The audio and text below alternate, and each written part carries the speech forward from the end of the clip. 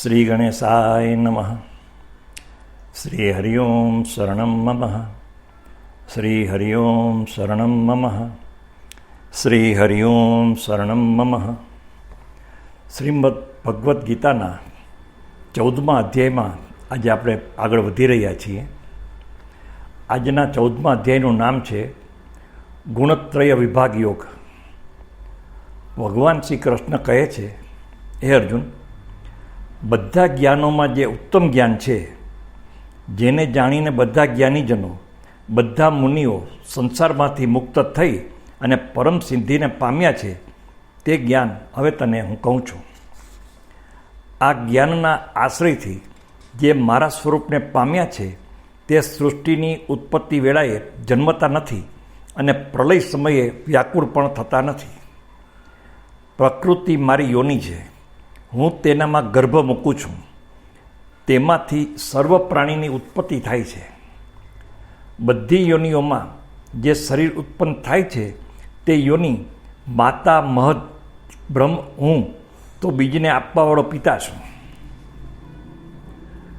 મૂળ પ્રકૃતિના વિકારથી સત્વ, રજ, તમ એમ 3 ગુણો ઉત્પન્ન થાય છે. સત્વગુણ નિર્મળ હોવાથી પ્રકાશકને નિર્દોષ છે. તે સુખ તથા જ્ઞાનના સંગ વડે જીવને બાંધે છે. તૃષ્ણા અને આસક્તિથી ઉત્પન્ન થતા રજોગુણને રાગરૂપ જાણ. તે જીવને કર્મના સંગથી બાંધે છે.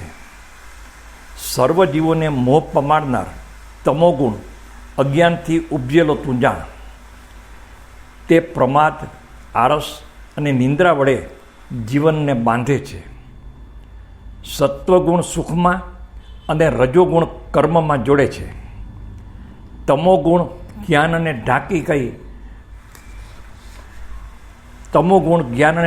દઈ અને પ્રમાદમાં જોડે છે. રજોગુણ તથા તમોગુણ દબાતા સત્વગુણ પ્રબળ થાય છે. સત્વગુણ તથા તમોગુણ દબાતા રજોગુણ પ્રબળ થાય છે. અને સત્વગુણ તથા રજોગુણ દબાતા તમોગુણ પ્રબળ થાય છે. સત્વગુણ વધવાથી જ્ઞાન, વિવેક, રજોગુણ વધવાથી લોભ, પ્રવૃત્તિ કર્મોનો આરંભ, અશાંતિ, ભોગની ઈચ્છા ઉત્પન્ન થાય છે. તમોગુણ વધવાથી અજ્ઞાન, નિષ્ક્રિયતા, પ્રમાદ અને મોહ ઉત્પન્ન થાય છે. સત્વગુણની વૃદ્ધિ થતાં મરણ પછી સ્વર્ગલોક પ્રાપ્ત થાય છે. રજોગુણની વૃદ્ધિ થતાં મરણ પછી કર્મની આસક્તિવાળા લોકમાં જન્મ થાય છે. તમોગુણની વૃદ્ધિ થતાં પશુ, પક્ષી વગેરે યોનિમાં જન્મ મળે છે. પુણ્ય કર્મનું ફળ સાત્વિક છે. રજોગુણનું ફળ દુઃખ અને તમોગુણનું ફળ અજ્ઞાન છે.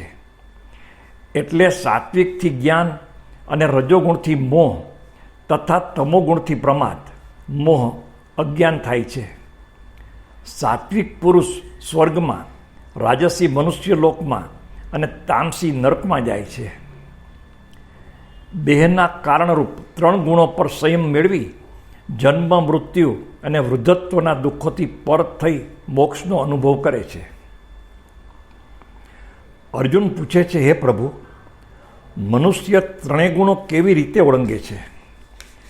શ્રી કૃષ્ણ કહે છે કે, હે અર્જુન, ક્રમ પ્રમાણે સત્વ, રજ, તમનું કાર્ય પ્રકાશ, પ્રવૃત્તિ, મોહ હોવાથી જે દ્વેષ કરતો નથી કે નહીં મળવાથી મેળવવાની ઈચ્છા કરતો નથી, ઉદાસીન જેવો રહે છે, જેને સુખ દુઃખ બધું સમાન છે, જે સ્વસ્થ છે, માટી, પથ્થર અને સોનાને સમાન ગણે છે, જેને નિંદા, સ્તુતિ, માન, અપમાન, મિત્ર, શત્રુ સૌ સમાન છે, તે મનુષ્યને ગુણોથી પર કહે છે. જે મનુષ્ય નિત્ય ભક્તિ યોગથી મારી સેવા કરે, મને ભજે, તે આ ગુણોથી પર રહે છે. આમ બ્રહ્મનું, સનાતન ધર્મનું, તે અખંડ સુખનું સ્થાન હું છું. આ તો ભાગવતજીનો, માફ કરજો, આ તો શ્રીમદ ભગવદ્ ગીતાનો 14મો અધ્યાય. આવતીકાલે આપણે 15મા અધ્યાયમાં પ્રવેશ કરશું. જય શ્રી કૃષ્ણ. જય શ્રી કૃષ્ણ. જય જય શ્રી કૃષ્ણ.